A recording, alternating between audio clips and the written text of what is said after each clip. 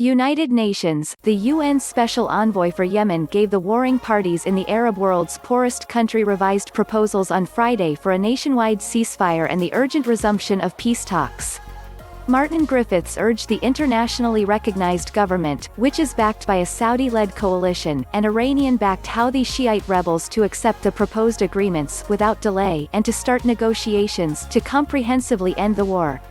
A two-week ceasefire proposed by the Saudi-led coalition in response to Secretary-General Antonio Guterres' appeal for a halt to hostilities in all global conflicts went into effect Thursday, potentially paving the way for peace talks to end the more than five-year-old conflict. But Houthi rebels, who control northern Yemen and the capital, Sana'a, quickly dismissed the offer as a ploy by the kingdom to boost its international standing, while a spokesman for the rebel forces accused the coalition of several attacks on Thursday. The Saudi-led coalition has been fighting the Houthis since 2015 on behalf of the UN-backed government of Yemeni President Abed Rabo Mansour Hadi.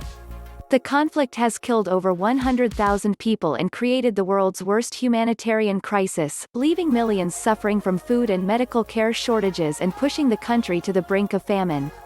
Griffiths said his proposed agreements on a ceasefire, a resumption of the political process, and economic and humanitarian measures to alleviate the suffering of the Yemeni people, build confidence between the parties and support Yemen's ability to respond to the crisis of COVID-19, were balanced.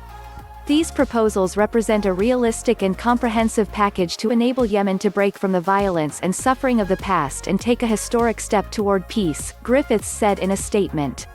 He said, "The international community stands ready to provide support and assurances to the process."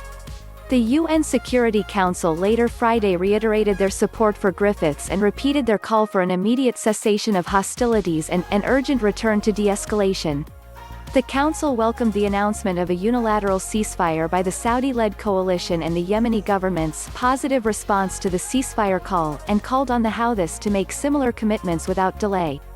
Noting that Yemen's humanitarian crisis makes the country exceptionally vulnerable to an outbreak of COVID-19, the Council stressed that further military escalation in Yemen would hinder the access of humanitarian and health care workers and the availability of health care facilities necessary to tackle an outbreak. Council members emphasized that no military solution can bring sustainable peace to Yemen.